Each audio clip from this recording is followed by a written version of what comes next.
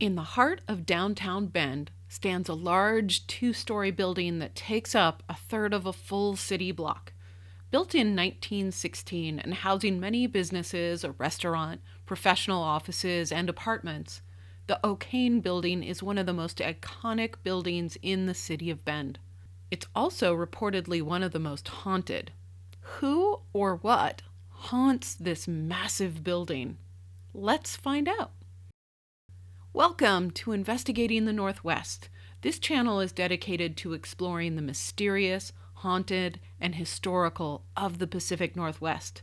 In this series of haunted locations, I'm going to be focusing on one city at a time, so eventually, if you'd like to take a complete ghost tour of a city, you'll have a full map of locations to follow and an itinerary for the day. Which city would you like me to investigate next? The OKane building is supposedly haunted by the ghost of Hugh OKane, who built and owned the building until the day he passed in 1930. To understand the haunting, we need to understand the man whose passion for business provided us with this building that is still open to business today. Hugh OKane was born in Ireland around the 1850s. The specific year is hard to find because different sources list different years. According to the Bend Bulletin, when he was 12, he and several boys his age stowed away on a randomly chosen boat and ended up at the New York harbor. He had a variety of careers during his lifespan. According to Donna Stewart's book, Ghost Hunting Oregon, OKane had been a tailor, boxer, wrestler, miner, stagecoach driver, mule packer, and among other things, such as smuggling alcohol and gambling. This man had an incredibly adventurous life. OKane eventually made his way to Bend, Oregon in 1903 and built the Bend Hotel. His first two buildings in Bend were destroyed by fires, but he didn't let that deter his desire to build and own buildings in Bend. The OKane building was constructed out of concrete in 1916 on top of the ashes of the Bend Hotel. And, quote, it boasted the best fireproof construction available, end quote. Hugh seems to have learned from previous disasters and got this one right because the OKane building still stands in use today.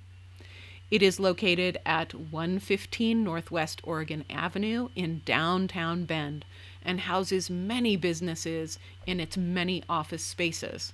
There's a restaurant called Chomp Chomp, a home decor store, a barber, video game arcade, music store, plus many more, and many small businesses in the offices on the second floor. People that have lived, worked, and visited the building have reported many different types of phenomenon, but the most common is OKane cigars. People report smelling cigars, smelling smoke, or seeing big puffs of smoke with no apparent cause. This is reported both inside the building and out on the sidewalk. Others have reported hearing disembodied voices, footsteps from empty rooms and hallways, and glowing orbs floating through the building. People passing by the building at nighttime have described seeing light orbs floating behind the windows of the second floor. One person who had an office on the top floor described an experience that he described as playing tug-of-war with something that would not allow him to open the doors to his cabinets with no locks or latches. Maybe that was a message to stop work for the day and go home. When a ghost tells you you've been working too much, I would listen.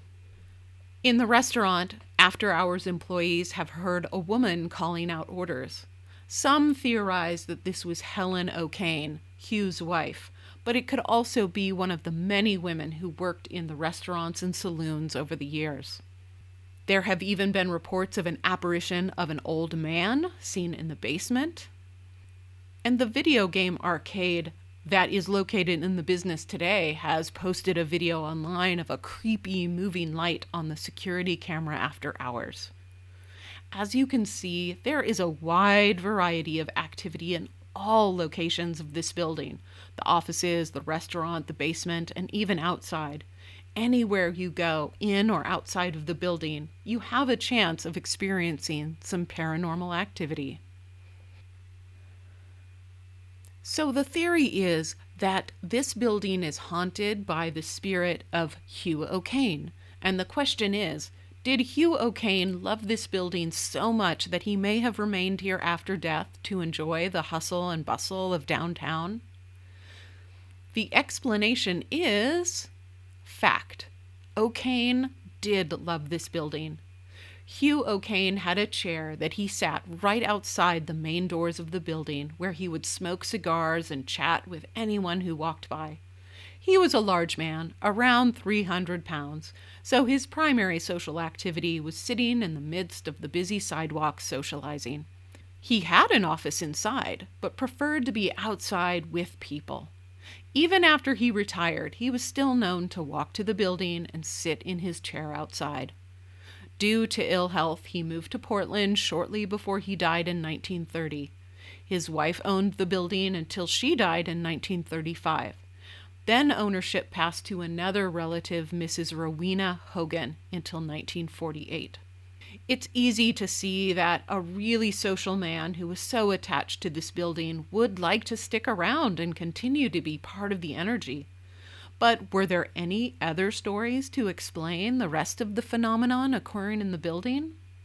It was hard to do research on this building because it has housed so many businesses over the years that the name and the address are featured in countless advertisements over the years, and it took me days to go through the decades of newspapers looking for reports of this building. However, I can say that no major tragedies occurred in the OKane building. The one unfortunate incident that I could manage to find was about a canine death.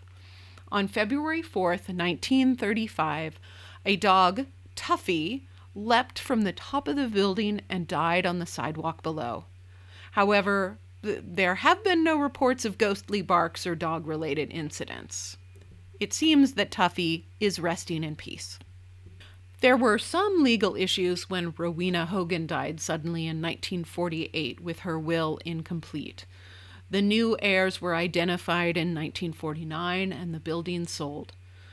The OKane building remained with the OKane family for 33 years before it was sold outside of the family. Well, now I'd like to show you some video evidence, and I love it when I can find this. The owners of the current Vector Volcano arcade posted this video of unusual activity in the arcade after hours. What do you see?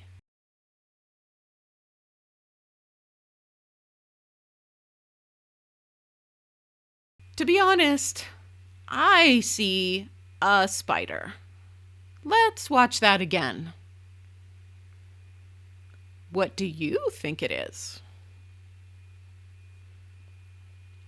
Luckily, if you are a ghost hunter and you are looking for paranormal experiences, many parts of this building are open to the public. The restaurant and many of the other first floor businesses are open for you to explore. Will you smell Hugh OKane's cigar smoke? Or hear the female waitress during a slow time in the restaurant? Will some unknown presence tap on your shoulder? You may want to stand outside the main door and see if you feel Hugh's presence or smell his cigars.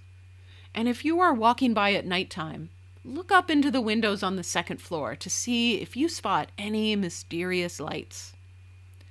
I recently watched a great video from the YouTube creator What Lurks Beneath, and he suggested trying to catch activity during major anniversaries of related people or events. If you're looking for activity at the OKane building, perhaps try to visit on one of the following dates. These may be more active than the others. The date of the building's grand opening was November 22nd. Hugh OKane, he died on February 16th. And Helen OKane, his wife, she died on September 3rd. I couldn't find birth dates for Hugh or his wife Helen, but if you're hoping to experience some ghostly phenomenon. Thank you so much for watching. There will be one final Haunted Bend, Oregon video before I move on to another city in the Pacific Northwest. Which one should I take a look at next? Let me know in the comments below. Also, if you're interested in learning about the mysteries of the Pacific Northwest, of exploring fascinating locations and discovering local legends, please do subscribe to this channel and hit the notification bell to receive an email when a new video is released. Thank you.